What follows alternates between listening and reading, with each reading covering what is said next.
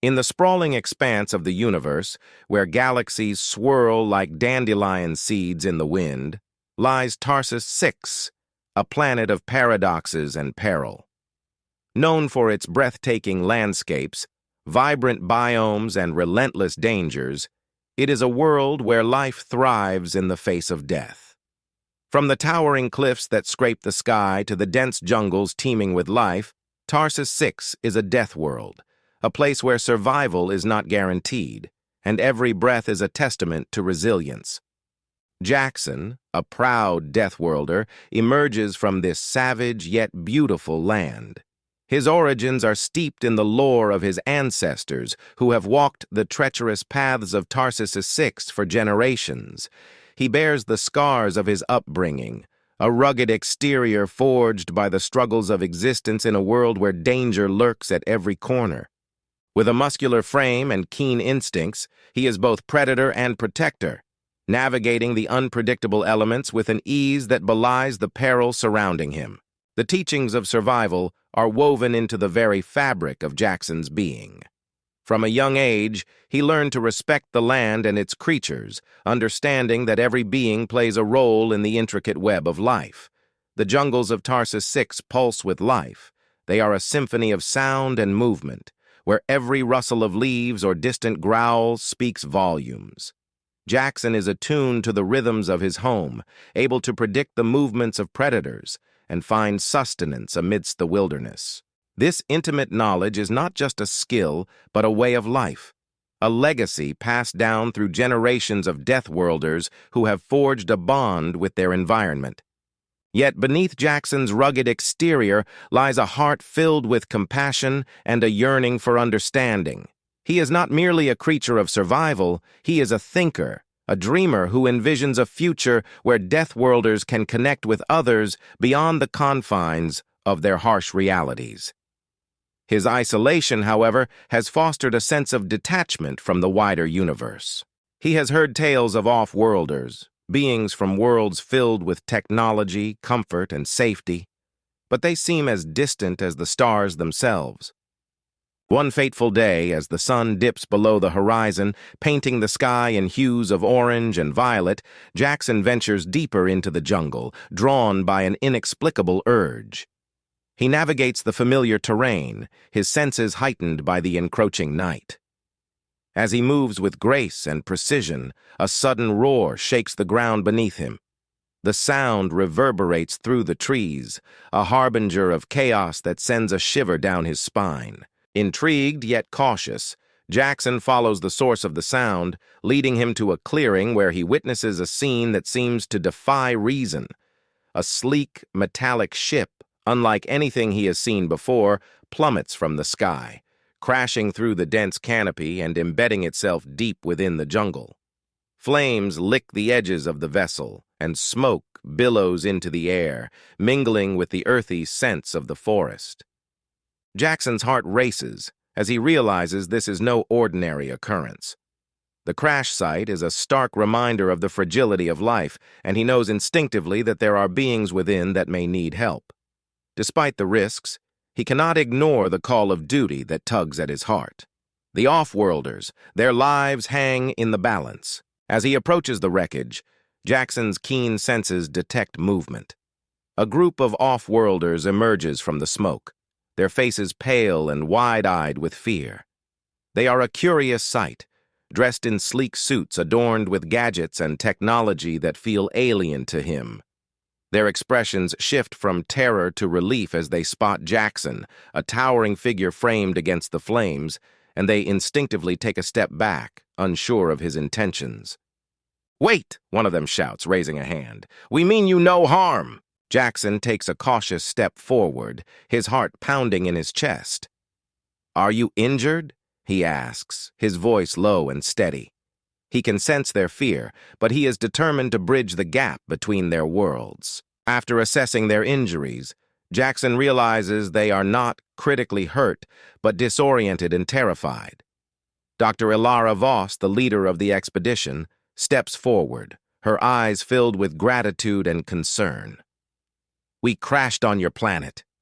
We need help," she explains, her voice trembling. We're stranded, and we have no way of getting back without assistance. Jackson studies her for a moment, recognizing the vulnerability in her eyes. She is not just an off-worlder, she is a human being, a fellow creature navigating the chaos of existence. "You're safe for now," he replies, his tone reassuring. "But we need to move quickly. This jungle is dangerous." Thus begins an unexpected alliance. Jackson takes it upon himself to guide the off-worlders through the treacherous terrain of Tarsus 6, teaching them the skills necessary for survival. Each step they take together brings them closer, breaking down the barriers between their worlds. He introduces them to the flora and fauna of the jungle, explaining which plants are edible and which are lethal. He teaches them how to camouflage themselves against the backdrop of the vibrant greenery, using materials found in their surroundings to blend in seamlessly. At first, the off-worlders struggle to adapt. They are used to the comforts of their advanced technology, where survival is guaranteed by the push of a button. The jungle, however, challenges their perceptions and forces them to confront their fears. Yet, with Jackson's guidance, they begin to find their footing, each small victory reinforcing their determination to survive. As days turn into weeks, Jackson witnesses their transformation. From frightened strangers to capable allies, each learning to navigate the jungle in their own way. Among the off-worlders, Jackson finds a particular connection with Dr. Voss. Her intelligence and determination captivate him, and he admires her ability to adapt despite the odds. She is not just a scientist, she is a warrior in her own right, willing to face the dangers of Tarsus 6 for the sake of her crew.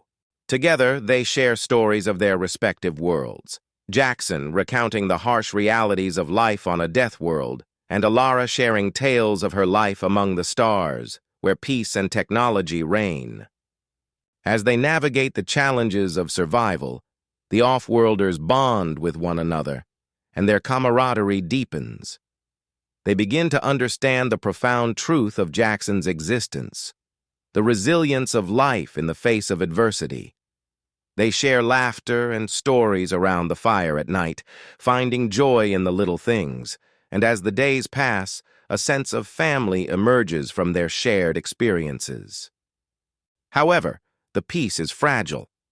Rumors of a powerful force known as the Syndicate, an organization infamous for its ruthlessness and exploitation of Deathworlds, begin to circulate in the jungle.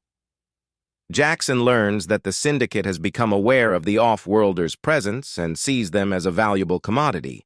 Their advanced technology could bring untold power to those willing to seize it. With the knowledge that danger lurks nearby, Jackson's protective instincts kick into overdrive. He gathers the off-worlders, preparing them for the challenges ahead. "We must move swiftly," he warns, his voice heavy with urgency. "The Syndicate will stop at nothing to capture you. We can't allow that to happen." The off-worlders, now accustomed to the perils of Tarsus 6, stand firm beside Jackson. They are no longer passive. They are active participants in their survival.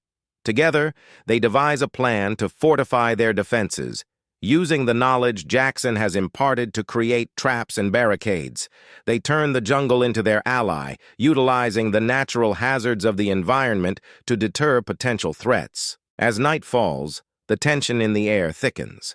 The off-worlders set watches, taking turns to keep an eye out for any signs of the Syndicate. Jackson stands guard, his senses heightened, acutely aware of the dangers that lurk in the darkness. In the silence of the jungle, he reflects on the journey that has brought them to this moment, the unlikely bonds formed through shared struggles and the strength that emerges from unity. The first encounter with the Syndicate comes as a sudden storm, violent and unpredictable. A group of mercenaries equipped with advanced weaponry and technology descends upon their camp. The off-worlders' faces pale as they witness the chaos unfold, a clash of worlds where Jackson's primal instincts meet the cold efficiency of the Syndicate. With a roar, Jackson charges into the fray, embodying the spirit of Tarsus 6 as he takes on the mercenaries head-on. The jungle becomes a battlefield, and he moves with a grace that belies his size, weaving between trees and using the environment to his advantage. The off-worlders, fueled by their newfound resolve, follow his lead, fighting alongside him as a united front. The clash is fierce, a whirlwind of motion and chaos as the off-worlders confront their fears and embrace the primal instincts that have been awakened within them. They work together, each member playing a crucial role in their defense. Dr. Voss, wielding makeshift weapons crafted from the jungle, stands by Jackson's side, her determination shining through the chaos. In that moment, they are not just Deathworlder and off-worlders. They are warriors fighting for their lives and each other. Yet, despite their courage, the Syndicate proves to be a formidable opponent. The mercenaries are relentless, pushing Jackson and his allies to their limits. With each passing moment, the weight of their struggle becomes increasingly palpable. Jackson feels the pressure mounting. He must protect not just the off-worlders, but also the legacy of his world. In the heart of the battle, Jackson finds himself face to face with Kane, the Syndicate's ruthless leader. Kane embodies everything Jackson despises: greed, arrogance, and a thirst for power that knows no bounds. The two engage in a brutal confrontation, a clash of ideologies that transcends mere physicality. Jackson fights not just for survival, but for the very essence of what it means to protect those he has come to care for. As their fight rages on, Jackson draws on the strength of his ancestors, channeling their wisdom and resilience. He recalls the lessons learned from the jungle, the balance of life and death that defines existence on Tarsus 6. In that moment, he realizes that true strength lies not only in physical prowess, but in the capacity for compassion, understanding, and unity. With a final surge of energy, Jackson strikes a decisive blow, bringing Kane to his knees. The mercenaries, witnessing their leader's defeat, falter, their resolve crumbling in the face of overwhelming courage. Jackson stands tall, a symbol of hope against the backdrop of chaos. As the remaining Syndicate members retreat, he feels a surge of triumph, a victory not just for himself but for the future of Tarsus 6 and its inhabitants. In the aftermath of the battle, Jackson and the off-worlders stand amidst the wreckage, panting and bruised but victorious. They have faced death and emerged stronger, their bonds forged in the fires of adversity. The jungle, once a source of danger, has become a sanctuary of resilience and unity. As they regroup, Dr. Voss approaches Jackson, her eyes filled with gratitude. "You saved us," she says, her voice trembling with emotion. "We wouldn't have made it without you." Jackson meets her gaze, understanding the weight of their shared journey. "We are stronger together," he replies, a newfound sense of purpose resonating within him. This is just the beginning. The off-worlders reflect on their experiences, acknowledging the profound impact Tarsus 6 has had on their lives. They have learned to appreciate the beauty of survival, the strength found in vulnerability, and the connections forged through shared struggles. Each member of the group carries the lessons of their journey, pledging to advocate for the preservation of Deathworlds and their inhabitants. As the days pass, Jackson and the off-worlders work together to repair their ship. They utilize their combined knowledge, blending technology with the resources found on Tarsus 6. The process becomes a symbol of their unity, a testament to their resilience in the face of adversity. On the day they prepare to leave, the atmosphere is charged with a mix of excitement and sorrow. Jackson stands at the edge of the jungle, gazing at the ship that represents both an escape and a farewell. He has forged connections that transcend the boundaries of their worlds, and the thought of parting weighs heavily on his heart. Dr. Voss approaches him, a glimmer of hope in her eyes. "You don't have to stay alone," she says softly. "There's a place for you among the stars. You've shown us that life exists in even the harshest of environments." Jackson contemplates her words, feeling the weight of possibility settle over him. The universe is vast, filled with opportunities for connection and understanding. "I've always believed that survival is about more than just existing. he replies, his voice steady. It's about forging bonds and finding a place where we belong.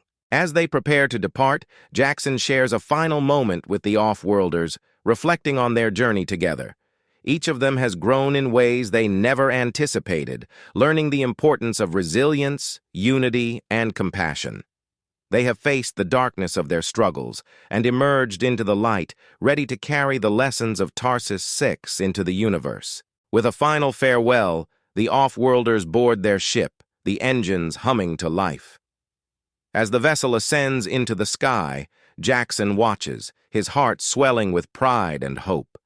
The stars twinkle above him, and he envisions a future where Deathworlders and off-worlders can coexist, sharing their wisdom and experiences to create a more compassionate universe. In the years to come, Jackson becomes a bridge between worlds, advocating for the recognition of Deathworlders as vital members of the galactic community. His journey inspires others, instilling a sense of respect for the resilience of Deathworlds and their inhabitants.